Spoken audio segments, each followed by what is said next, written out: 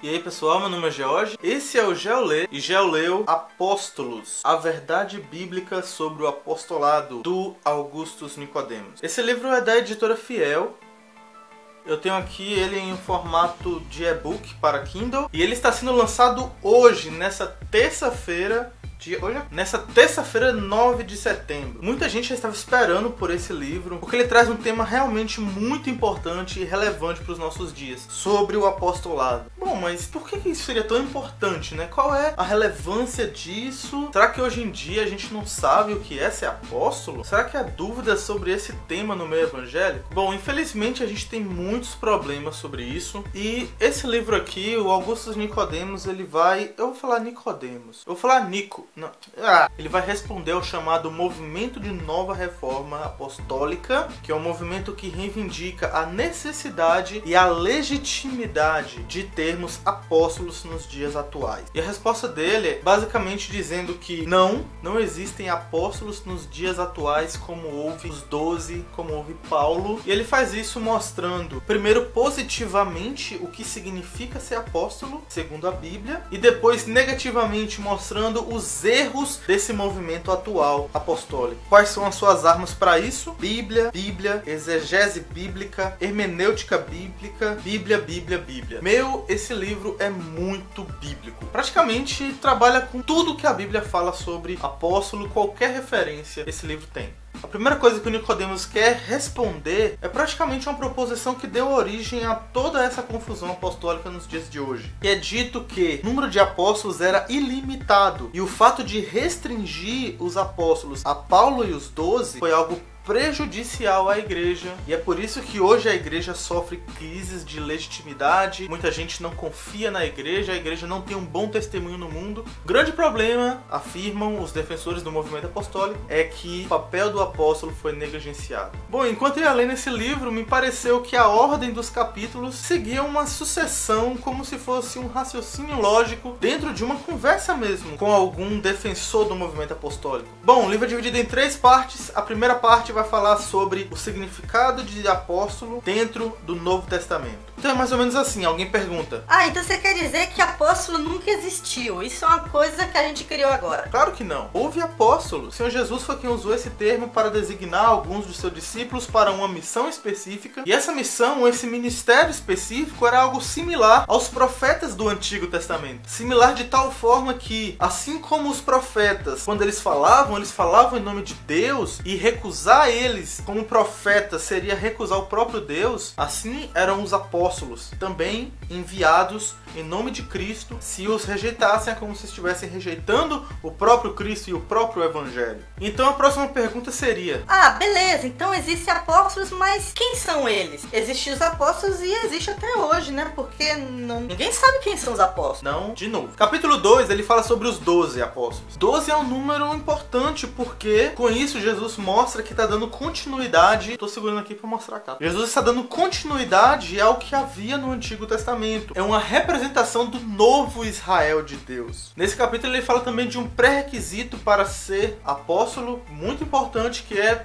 ter visto Cristo ressurreto. E outra questão também são os sinais que acompanham os apóstolos, as curas, os milagres, as maravilhas. E aqui o Nicodemos deixa bem claro que não significa que Deus não pode operar milagres e curas hoje em dia através da oração do seu povo. Mas certamente não acontece como acontecia na época dos apóstolos, mistério dos apóstolos. A próxima pergunta seria: mas e Paulo? Paulo não era um dos 12 e ele era um apóstolo, hein? Então no próximo capítulo ele vai falar sobre Paulo. Por que Paulo era um apóstolo? Por que ele não era um dos 12 e mesmo assim era um apóstolo? Qual é a de Paulo nisso tudo? Então ele mostra como Paulo carrega as marcas do apostolado. Nesse capítulo ele procura trabalhar um pouco mais o que significa ser um apóstolo. Quais são as marcas do apostolado? Porque se Paulo também era um apóstolo e ele tinha as marcas, quando você define ali, é fácil entender que os 12 também tinham aquelas marcas. Dentre essas marcas eu chamo a atenção aqui para a marca do sofrimento. Atos 9,16, quando Jesus aparece para Paulo, ele fala que iria mostrar para ele o quanto importava sofrer pelo nome dele. Ou seja, sofrimento pela causa do Evangelho é uma das marcas do apostolado. Paulo, sabendo disso, ele também reivindicava isso quando ele queria defender seu apostolado. Isso é bem diferente dos apóstolos hoje em dia e a teologia da prosperidade, né?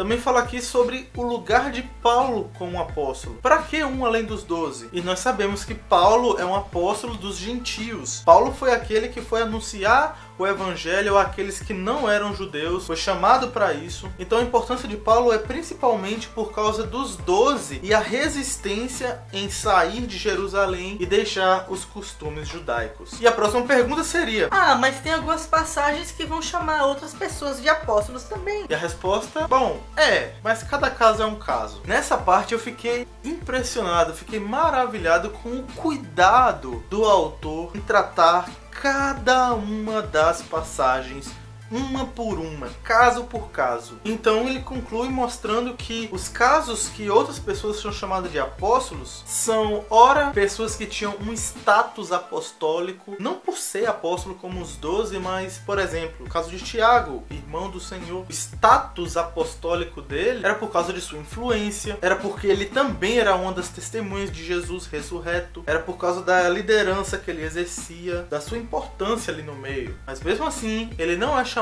de apóstolo como os 12. Em outras partes, alguns são chamados de apóstolos no sentido mais abrangente da palavra. Significa enviado. Ou seja, um apóstolo é aquele, por exemplo, que é enviado de sua igreja local para um outro lugar para plantar ou novas igrejas, para plantar outras. E outras passagens vão falar, por exemplo, todos os apóstolos, os outros apóstolos. Essas passagens fazem referência aos 12. Então, nenhuma das passagens são usadas para dizer que haviam outros apóstolos. Fato legítimo apostolado além de Paulo e os 12. Em todas elas, o termo apóstolo é usado de uma forma diferente quando se refere a outras pessoas. A outra pergunta seria: mas ser apóstolo não é um dom? Não é um dom que é necessário ter na igreja? Porque ser apóstolo é colocado junto com um mestre, pastores, evangelistas. Se esses são necessários, o ser apóstolo também não seria necessário? E a resposta é: também não é por aí. Na verdade, ser apóstolo não é um dom. É um ofício dado especificamente aos 12 e a Paulo com uma missão específica. Nesse capítulo, Nicodemos vai tratar de duas passagens em especial, que são listas dos dons, dos ministérios na igreja. 1 Coríntios 12, 28 e Efésios 4, 11. A próxima pergunta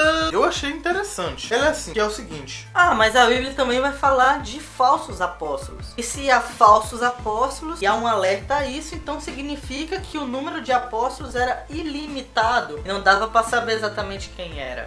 E a resposta novamente é não é assim. Esses falsos apóstolos são aqueles que queriam se igualar aos 12, sendo que eles nem sequer tinham as credenciais necessárias. Então aqui entra na segunda parte, que vai falar sobre os continuadores da obra apostólica. Próxima pergunta: então quer dizer que os apóstolos não precisavam continuar o que eles fizeram? E a resposta é: sim, eles precisavam continuar o que eles começaram. Por isso nós temos o caso de Matias, que foi escolhido para entrar no lugar de Judas. Mas também fica uma questão aqui, que é o fato de Tiago, filho de Zebedeu, depois de ter morrido, não foi escolhido um outro apóstolo para ficar no lugar dele. Até porque se toda vez que um apóstolo morresse fosse eleito um outro, ia chegar um momento, por causa do tempo, em que não haveria mais nenhuma testemunha viva, nenhuma testemunha ocular da ressurreição de Cristo. Então não seria possível, né? Então o trabalho dos apóstolos continuou através de lideranças que foram instituídas. E aí a pergunta: mas em relação a Paulo, isso aconteceu com os 12, mas e Paulo lá com os gentios? Bom, aconteceu a mesma coisa. Paulo fez o mesmo que os 12, ou seja, ele também procurou estabelecer liderança em cada uma das igrejas. Um destaque especial que o Nicodemos dá aqui é o seguinte: essas lideranças eram plurais, ou seja, ele não estabeleceu um presbítero para aquela, um presbítero para aquela, não. Era sempre um grupo, era os presbíteros que constituíam a liderança. A liderança não ficava concentrada em uma pessoa somente. Isso é um detalhe importante. E sobre Tito, e sobre Timóteo? Eles não eram, juntamente com Paulo, com a mesma autoridade apostólica? Não. Tito e Timóteo são pessoas que estavam no estado, digamos assim,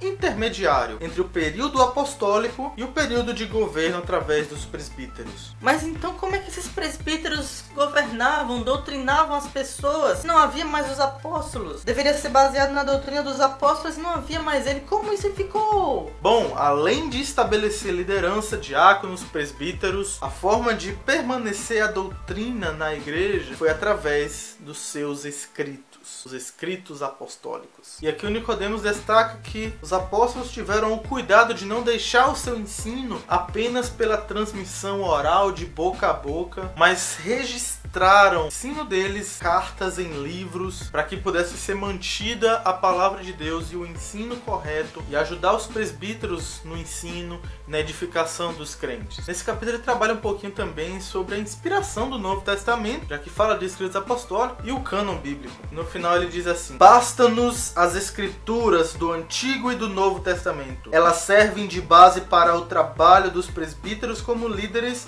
das igrejas locais. Não precisamos de sucessores dos apóstolos como bispos ou papas, nem de apóstolos modernos. Uau. Então vem a pergunta: por que existem apóstolos hoje em dia? Onde surgiu essa ideia? Pois é, né? De onde surgiu isso? Então Nicodemos começa a mostrar na história da igreja de onde surgiu essa ideia. Começou especialmente com uma necessidade de responder à influência gnóstica que estava acontecendo. Pessoas negando as escrituras e com falsos ensinos. E a resposta que a igreja da época encontrou foi estabelecer líderes em cima de líderes. Foi estabelecer bispos que eram superiores aos presbíteros. Foi daí que veio a ideia também da igreja de Roma, né? A católica romana. Bispos de bispos, que hoje é o que significa o Papa. Porém, na verdade, essa não era a solução correta. Não se vence uma falsa autoridade com abuso de autoridade. É a verdade a que vence. Então o que precisava ser feito era um retorno às Sagradas Escrituras e um firmar-se nas Sagradas Escrituras. Foi o que aconteceu na Reforma Protestante. Porém, mesmo depois disso, alguns evangélicos queriam trazer de volta o governo apostólico, pois entendiam que era assim que se preparava para a volta de Cristo, que, entendendo esses da época, esse grupo estava bem breve. Parte 3, uma análise do movimento de restauração apostólica. Nessa parte, o Nicodemos ele foca mais no movimento, como surgiu, descreve os primeiros acontecimentos, a ideia desse movimento, a teologia por trás. É a capa do livro, poxa. Essa. Então ele vai olhar para uns caras que influenciou esse movimento de forma especial aqui no Brasil. Um deles é o Peter Wagner, e ele mostra como esse cara tem uma tendência liberal gnóstica e mostra como esse distanciamento das escrituras é que legitima os apóstolos atuais. Ele começa com esse movimento apostólico e ele legitima isso de uma forma claramente pragmática, sem vergonha nenhuma. Ele chega e fala: os fins justificam os meios. Não tem outra forma de justificar os meios senão os fins. Então, se o fim que o meu movimento alcança é algo bom, então o movimento é bom. É isso. Só que aí muita gente começou a rejeitar o movimento dele. Não houve uma aceitação tão grande. E aí, qual é a resposta de alguém do movimento apostólico quando ele fala que vai fazer alguma coisa e não dá certo? É do diabo. Toda resistência ao movimento de estabelecimento apostólico é coisa do diabo. No capítulo seguinte, ele fala de forma mais específica sobre características desse movimento, refutando cada uma delas. O Nicodemos não faz um trabalho mal feito meia boca, não. Ele lida com cada detalhe, tudo. Aí no outro capítulo ele vai falar sobre o Rony Chaves. Rony, eu não sei se é assim que pronuncia. Que é também uma grande personalidade do movimento apostólico, que foi um dos maiores influentes para esse movimento chegar no Brasil. Esse Chaves, ele enumerava 26 funções dos apóstolos. Dentre essas funções, tinham umas coisas tão absurdas que iam muito além do que os 12 apóstolos. Então nem era mais uma questão de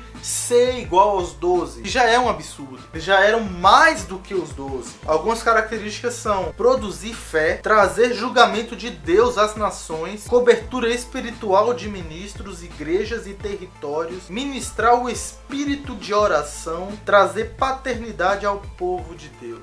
E em certa conferência ele chegou a consagrar alguns como apóstolos. Então foi estabelecido os primeiros apóstolos brasileiros. No capítulo seguinte ele fala um pouco mais sobre a influência desses Chaves no Brasil. Aqueles que eram consagrados apóstolos, eles faziam parte de uma rede apostólica. E aqui ele tira de bolo o apóstolo Valdomiro, que apesar de também não ser um dos 12, também não ser Paulo, também está errado, ele não faz parte dessa rede apostólica. Ele é um apóstolo diferente.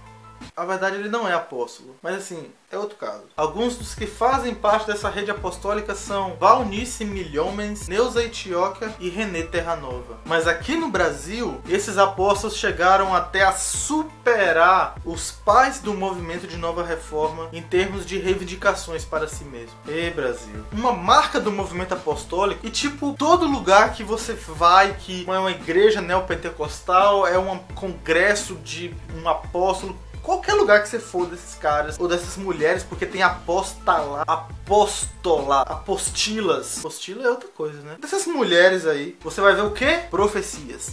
Profecias, tem que profetizar, profetiza com sua boca. E aí, pra não passar vergonha por causa de tantas profecias que não dão certo, eles inventaram uma desculpa que é o quê? Profecia foi lançada, agora você precisa crer. Você precisa trabalhar para ela acontecer. E se ela não acontecer, é porque você não recebeu a bênção, meu irmão. É porque você não creu, não teve fé. Você recebeu a bênção? Você fechou a mão na hora que eu falei? Que ridículo, que estúpido. Bom, em Terra Nova ele é um apóstolo diferente, né? Ele disse que Deus o chamou para ser gerador de apóstolos, que agora ia instaurar uma geração apostólica. Então ele tomou para si o título de Pai Apóstolo. Ou apóstolo patriarca. Então, esse queria ser... Daqui a pouco ele vai dizer que ele é semideus. Não sei o que ele vai dizer. Cara, que louco. Então, perceba, já é um erro se comparar aos 12. Nem Paulo se comparava aos 12. Ele dizia que era o menor dos apóstolos. Ele é aquele que foi fora de tempo. Mas... pois é. Terra Nova, sem estar satisfeito com isso, não queria se igualar à ralé apostólica no Brasil. Queria ser pai de todos. Se chama de Pai Apóstolo. Pai Apóstolo? A primeira vez que eu ouvi isso, eu pensei que era brincadeira. Mas vamos voltar. Então Nicodemos começa a destacar algumas características erradas desse movimento apostólico. Uma delas, e eu acho que é a mais importante, é a questão das falsas profecias. É um saco essas profecias. Eles vivem a dizer isso e aquilo outro, que vai acontecer isso no Brasil, que vai acontecer isso na sua vida, e essas coisas não acontecem. E a Bíblia é muito clara quando se trata de falsa profecia. Uma passagem é Deuteronômio capítulo 13, verso de 1 a 3, e Deuteronômio 18, verso 21 e 22. E essas passagens vão tratar respectivamente sobre falsas profecias da seguinte forma. Primeiro, sobre profecias que são dadas e que elas realmente acontecem, porém são profecias que vão contra o ensinamento de Deus. São profecias que vão contra o Senhor, e nós não devemos seguir esse profeta, porque ele é um falso profeta, mesmo que as coisas aconteçam como ele disse. E o outro tipo de profecia são aquelas que, mesmo que sejam coisas boas, elas não acontecem. Então esses não falam em nome do Senhor. Esses também são falsos profetas, não devemos seguir. Bom, e se você estava aí pensando que nenhuma passagem bíblica falava sobre esses apóstolos atuais, tá aí duas passagens bíblicas que falam exatamente sobre esses. Esses que vivem a falar em nome de Deus, dizem falar em nome de Deus, na verdade apenas atraem condenação para si. Algumas profecias são, por exemplo, todas as famílias do Brasil vão ter alguém cristão, toda a sua família vai se converter, e todas as pessoas que você chegar perto, essa nação inteira esse ano vai ser uma nação cristã. E isso não aconteceu. Se você for perguntar por que não aconteceu, a resposta vai ser: você não creu, meu irmão. Você não teve fé, por isso que não aconteceu. As profecias são condicionadas ao que você faz. Isso é uma aberração. Terrível erro teológico. Biblicamente falando, nunca foi assim. Profecia é promessa de Deus. Acontece. Deus fez várias profecias para o povo de Israel. Todas elas aconteceram, mesmo quando o povo estava incrédulo, estava com o coração duro. Outra característica desse movimento são as interpretações terríveis da Escritura. Um exemplo é Ageu 2:9, que vai falar que a glória da última casa será maior do que a primeira, diz o Senhor dos Exércitos. E aí essa galerinha vai dizer que é o que isso? Que a geração apostólica agora vai levantar, vai trazer o avivamento para o Brasil. Quando a passagem claramente está falando sobre o novo templo que foi instaurado.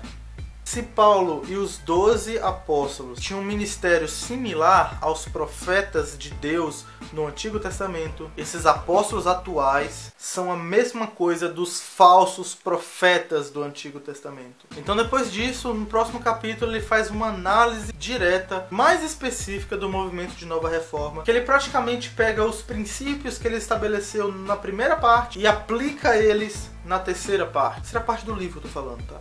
E aqui eu destaco uma parte que ele diz sobre duas principais características dos apóstolos que não tem como ter hoje em dia. Uma dessas características é um fundamento. É que a igreja é estabelecida sobre o fundamento dos apóstolos. E o fundamento dos apóstolos não é para uma igreja local específica, mas é para a igreja universal de Cristo Jesus. Então reivindicar um apostolado novo, diferente desses, é reivindicar um novo fundamento. É reivindicar para si mesmo que você rejeita esse fundamento estabelecido da igreja e quer estabelecer o seu próprio. Você está fora dos fundamentos dos apóstolos, ou seja, o movimento apostólico, esse movimento de Nova Reforma apostólico, não é apostólico, por estar fora do fundamento. E uma outra característica é a inspiração do Espírito Santo para escrever as Escrituras de maneira infalível. E é sobre esse princípio que a gente estabelece a nossa fé. Nós sabemos que a Bíblia é inerrante, é infalível, é perfeita palavra de Deus, porque foi escrita por homens inspirados pelo Senhor. Ou seja, se a gente perde isso, a gente perde a nossa fé. Se ser apóstolo é algo que não foi fechado e estabelecido por Paulo e os 12, então a Escritura também não foi fechada e estabelecida e não temos nenhuma verdade segura para nos guiar. E aí o que nós precisamos? Nós precisamos confiar nos apóstolos modernos. Pobre de nós, temos que confiar neles. E chegando no final, Nicodemos lembra de como em todo o livro ele se preocupou em tratar de cada aspecto, de cada passagem bíblica, de cada argumento em defesa do movimento apostólico, e como ele respondeu a todos eles, sim, todos. Véi, é um trabalho perfeito. Tá, eu não vou dizer que é perfeito, mas tira a palavra. Mas é um trabalho impressionante. Ele não deixa passar nada. O autor desse livro, ele é rigorosamente cuidadoso em responder os argumentos. Então nessa parte final ele vai dizer o seguinte: eu respondi tudo. Eu mostrei, eu provei, não tem base bíblica, não faz sentido. Movimento apostólico moderno. E então, para concluir, é possível ver nesse livro o que significa ser apóstolo, como os apóstolos deram continuidade ao seu trabalho, ao seu ministério, através de diáconos, presbíteros e através da Escritura em especial, e como o movimento apostólico tem início em um distanciamento das Escrituras. Também como o apostolado atual é algo ofensivo a Deus, enganoso, contrário às Escrituras e soberbo, porque nesse movimento só existem homens que querem se sobressair acima dos outros, que não querem prestar contas a ninguém. Então fica para nós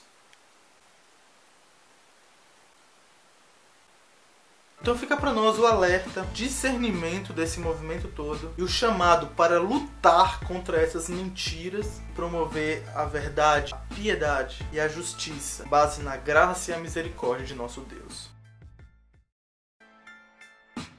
Bom, pessoal, então esse é o livro Apóstolos, um livro do Augustus Nicodemos Lopes. É um livro de uma excelência muito grande. É tão completo que eu atrevo a dizer que sobre esse movimento no Brasil, acho que nada mais é necessário. Na boa. A fundamentação para cada argumento deixa qualquer um que discorda de boca calada. Ele é muito cuidadoso em lidar com os argumentos e, enfim, é muito bom mesmo. É excelente. Para você adquirir esse livro, eu vou deixar o link aí embaixo na descrição. E eu estou muito feliz com a Editora Fiel, que dessa vez eles fizeram esse lançamento nos dois formatos simultaneamente. O livro físico e o livro digital ao mesmo tempo. Véi, isso é muito bom, porque o livro físico tem que ser lançado, porque é o livro físico, geralmente as pessoas querem, mas o livro digital abrange outros grupos que podem preferir o livro digital, ou por questão de preço, ou por questão de mobilidade, enfim. Então, meus parabéns aí à Editora Fiel por essa iniciativa, e faça isso mais vezes, a minha palavra é essa. Então essa é minha indicação,